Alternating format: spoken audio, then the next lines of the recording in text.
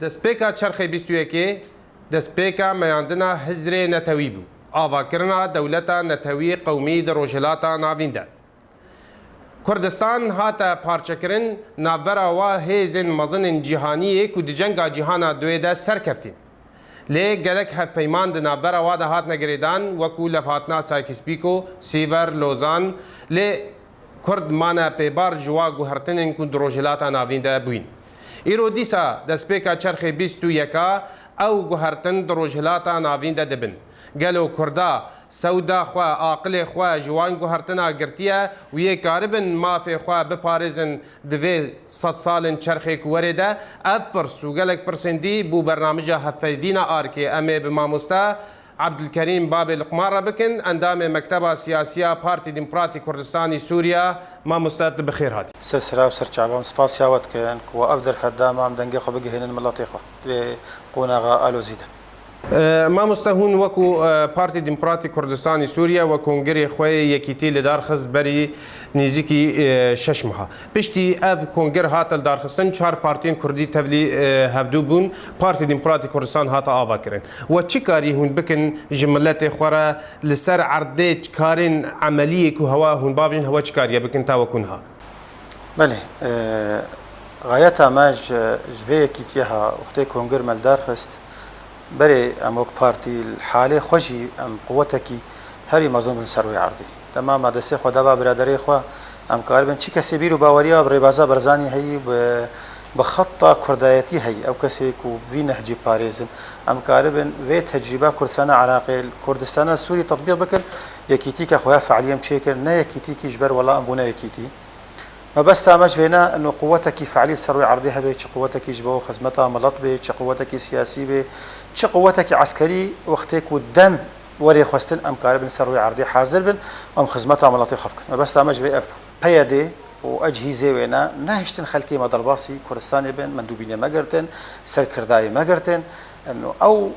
عشقك وسركرداي ما مندوبين ما كردستاني بقرايب كيف وقاربن خدمتها ملطي خب كرن هاتن صدميم قال لك حوالي ما هات كتنا زندانه دا قال لك حوالي ما رافين قال لك حوالي ما مان الويدن كاريبون ويرن افبو صدمكي هري مزنكم ما نكاريبو ام فقرن او وعدي مداي ملطي خو ام بيك بينن جبر نما تقصيري كير هون وكو بارتي ديمقراطي كردستان بارتين بزاف ازادي خوازا كرد دفي بلانك الجل وهبي كاركي وهبي هون دفي فاغو هرتني كدها دبند روجافاي كردستان ده باشوري كردستان ده نتني ام بيجن ولا بيدين هلش ام في بكن بيدين هلش كونغري ما بيدين هلش نونرين ما ورن بيدين هلش ام في خدمتها هني بكن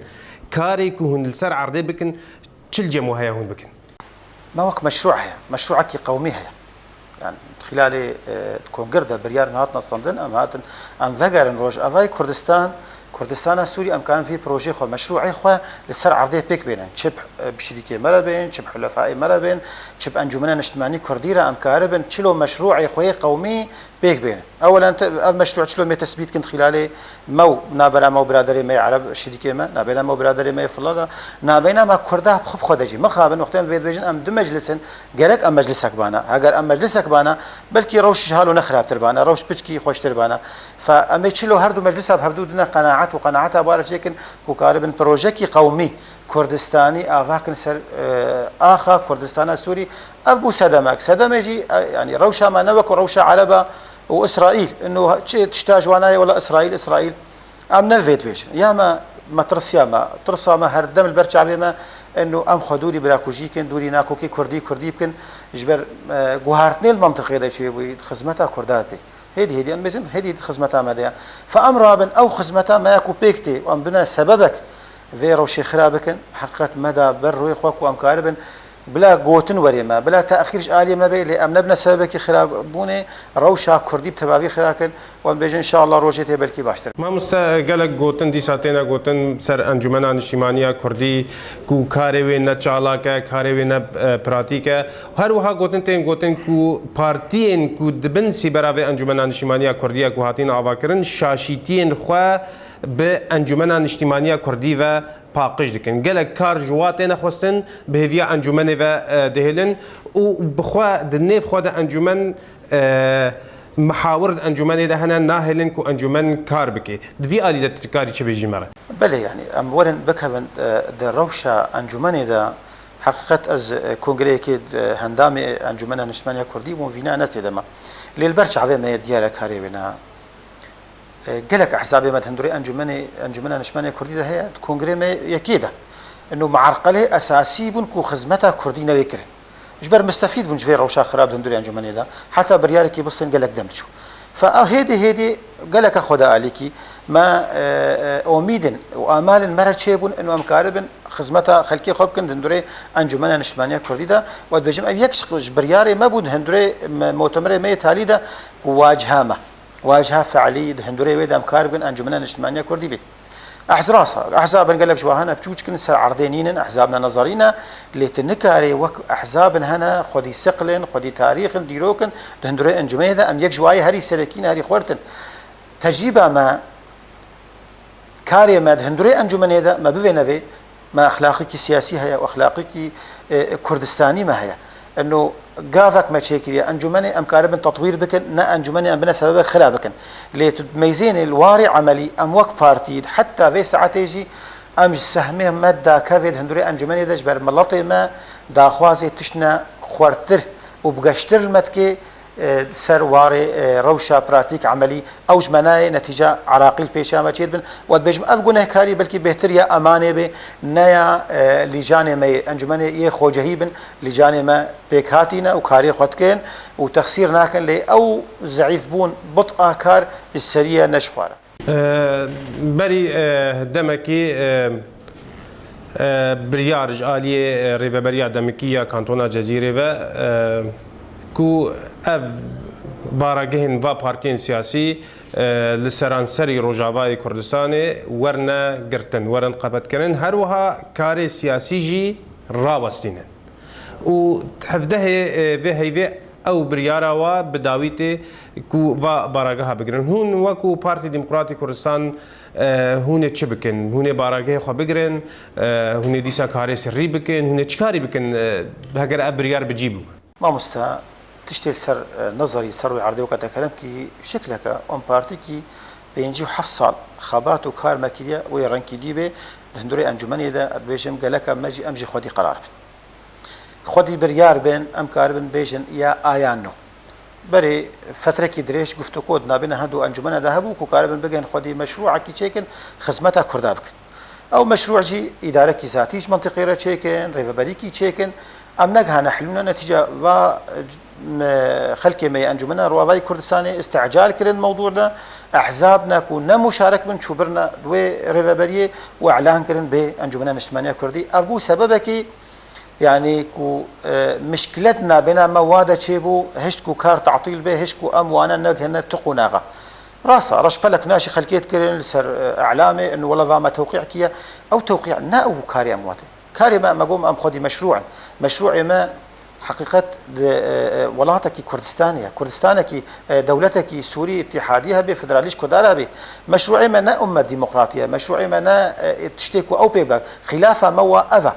راستا أو الجمع كارك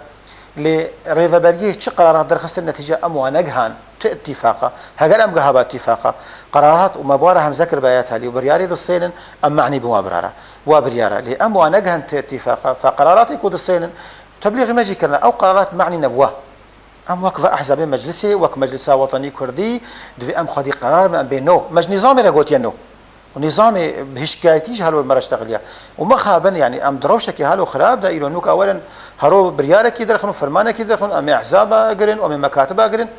اف خدمتها كرديتي ناكي بلا دنجين بقه وانا خدمتها كرديتي يرو ام كاربن بتشنا باشتر بفكر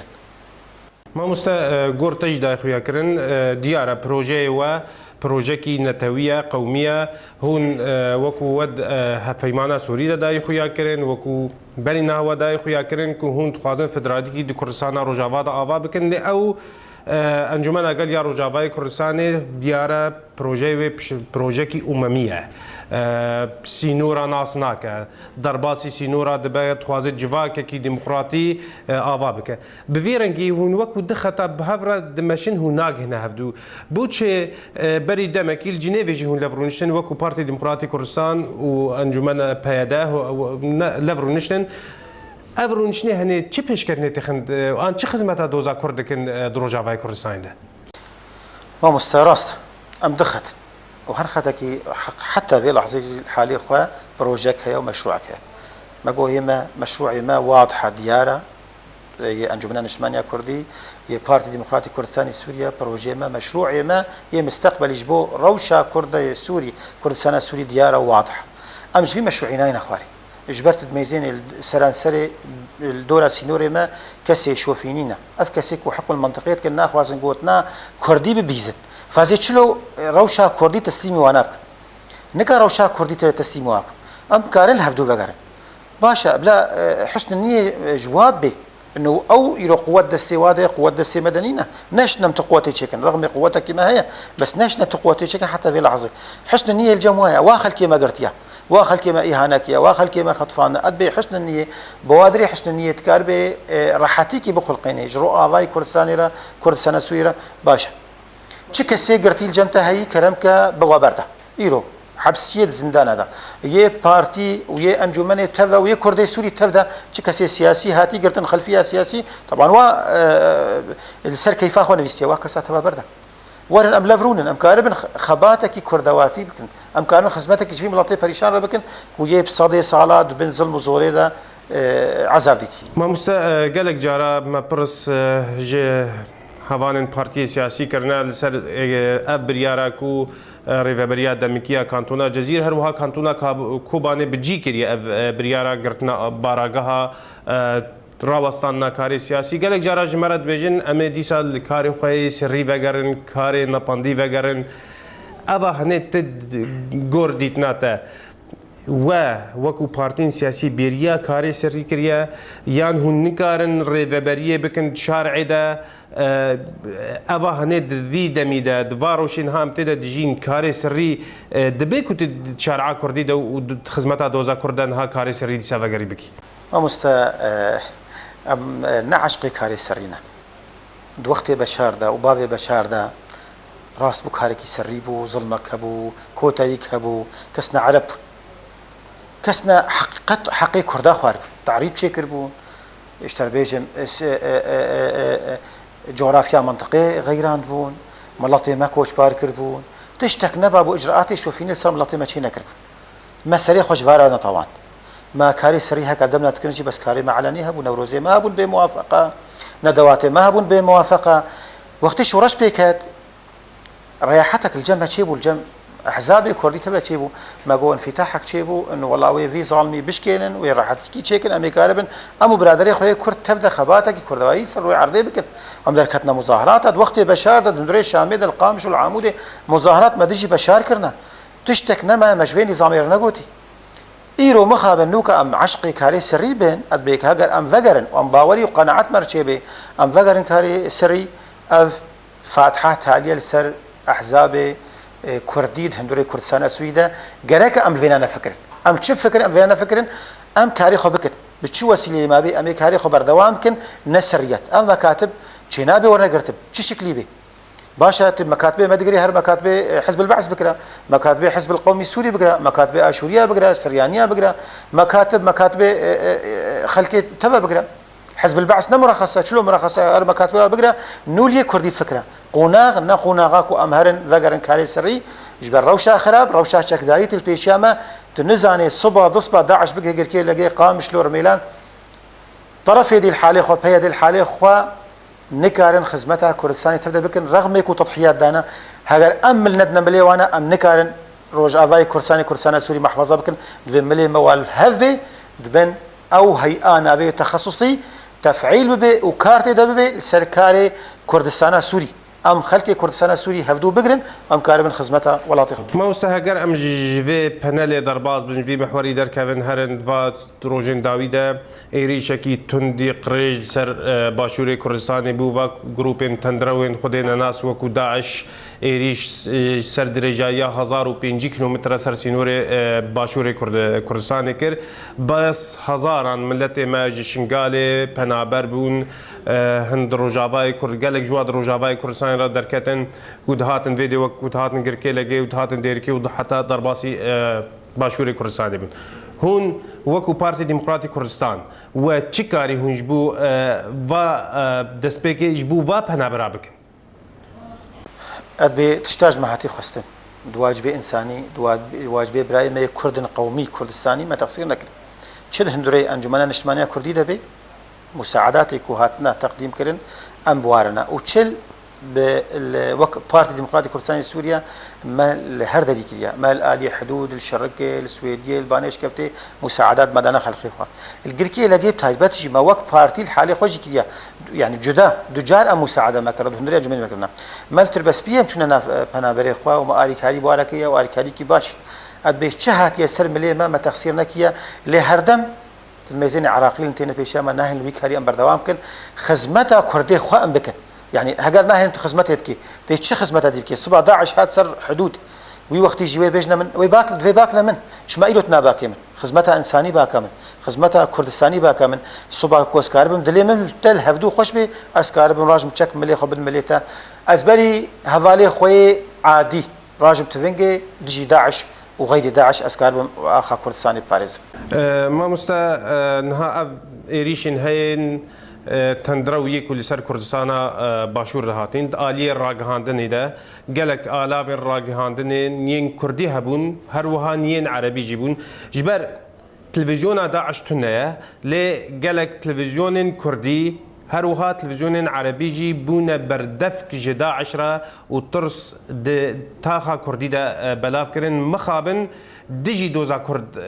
كار كرن تو وكو كسكي سياسي هر وها دالي راغهاني دجي آگاهي مهنا كنت دالي راغهاني دجي كاركي تي كيفن هيات فيواري هني ده راغهاندنا كردي دفي بويرا هيا نخوش ده گرك چرنگي كار بكي وتچيجوا قناه تلفزيوني رد بيجي هسه بيشي اجدا اسمك اموك حليفه كردستان عراقي السري بازا برزاني اموان بينن دبرانا للدبارجانا كلك كارما جهال خورتر هبانا جبر طابور الخامس واهش كو داعش سركبي قالك جهاده تشل موسلي والرمادي بي والتكريتي بي والفلوجه بي وتشل الرقاي بي وتشل السنجاري بي طابورا بينجي او كسي نخير خوازي كردستاننا او كسي كوشوفينيت جواد درجه ناخوازن نافي كردستان بيزن حيث مخابن ام هي بونا خدمت كار جواره او علامه كوتي خدمتها كردستاني ناكي دجاتيا كردستاني تكي وخدمتها داعش تكي الجم خدمتها داعش تكي شي قناه بكردي بعربي بي يكو بيجي بيشمرقه بازنا رافينا يد بي والله داعش هات وبازن يد بي والله زاروك امنقا خلاص كن يلا هيدي بازن هيدي بازن اف خدمتك مباشر داعش تكي اد بيجم قالك قنوات ما كردي نبفي رنج من هذا الميزان زمان نأف زمانه براندري ما يبكي العران وتلغزال تشكست ما ندى بر تليليا جوارا بوجه مخابنيه ودلي مسر واقلك ايشا اجبر هيئات تخصصي نفعلا لكم هنا اريك هيابكن وام حازر لكم اريك هيابكن كيف عمل وناهت يا كيف عمل الشهداء واولي جريمتك انسانيه كرديه براندري مثل معروف وتلبراك وتلحميز ده شكستن ما نقول دنيا خراب وسري وادا اجبر شكاننا واش كاننا كردايا حقيقة شكاننا بيشمرقة حيث مخابن نابي بيشمرقة دنياي كتيا الرمزة كردايتية بيشمرقة رمزة كوام سريخة بي بلندكن إيرو خلقتي يا قناتك كردي ورن بيشمرقة بازايا بارتي بازايا بافو اف بيشمرقة اقليما يا وزارة داخلينا شما اعلامة السر ديمقراطي كردستاني في وقتها كاك مسعود بيجي والله ازي دولتك كرديش برشيكم ازي سينوري وي تالي بيخم دستي ودا بوستك اخا كردستاني دوينامي بدسي دجمنه مدى اذا دليل في شيء دليل خدمتها كردستاني هناك تدجايتيا كردستانيت كي قالك علامه ديسا مراجعه خوبك ليفاغاريك ايش خرچيكي خدمتها بيشمرقاك خدمتها خوبك هاگر بيشنگالش كستيا ما انا اويد بيشن يا باكيت شنگال دي اذا التاثير يا باكيت كي بري بيشمرقا لأد بيجن بيش مرقويش نقال بحرين نكس كيدي أم محتاجة جميع قوى كردستانينا اللي هر دريم دسي خبتنا هفدو أم كاربن مناطق خورزقار بكن نا أم دجاتي هفدو بكن بقوتني نباش قوتني خدمتا كردتين يعني قوتني تتبجي كسيك وبفيرنجي كاردك چد علي راغهاني دبي چد واري سياسي دبي شر بروجي نتوي قومي كردي دكي نا وخدمتي جي بارتيتيا خوتني ردكي ام كارن فيش تفهم بكن كوي كسي فيت ما مستا ديارة باشا اشكالنا بيش مرقه فيدا كيتي ده هيا او اعلامي خورت از كتما سر بشتي ده ودجاتيا بيش مرقه وبارتي ديمقراطي كردستاني دفيقونا غا الوز ده فيدا كيتي ده هيا دفيقونا غا هذا دفيقونا غا قالك من الملابي ام باكنا هفدو سروكين كردا باكنا هفدو دسي بدنا دسي هفدو بيك بروجي بيك دستي بيك رنگي ام دينا داعش دينا چه كسيك وخرابية مناطق مدفكي ام ندسي وابقرن خلال اعلامي ده ادبي او كسيك وايرو ناكوكيات تخلقيني خزمتا دجمنتك كيبي بي ازنا كسيك ناكوكيات ناف كردا دا چيكيد في ظرفيات في قونغا الوزدا او دجاتيا كردستانيت كي دجاتيا بروجي كردستاني وقوميت كي ما مستا هيزن بيشمرقه نها لسر آلاف الراقهاندن ين بيلاين واناف دكن قوات البيشمرقه وكو لشكركي فرمي نظامي تجمارتن نما يا جروبك يان ميليشياك نا بيشمرقه نها پالدان سرته کرن جالین دولت مزن وکو امریکا گریدان نبرا وادد عالی معلومات دا لشکر کی فرمیه نظامیه اجدر کی دکشه ایریشی در کی دبن بریارا دا اف لشکرین هنه اف پیشمرگین هات چیزی پیشمرگه را دبیجی و چاوا ملت کرد کار پیشمرگه نو فهم بکن ادبی او گازن دی خیرخوازی پیشمرگه یجواجی کری گلک گازن جوار کرد جبان ما پیشمرگه ناس کن او پیشمرگه کو کابوک خوگرید دان ودمان پیشیا دبابا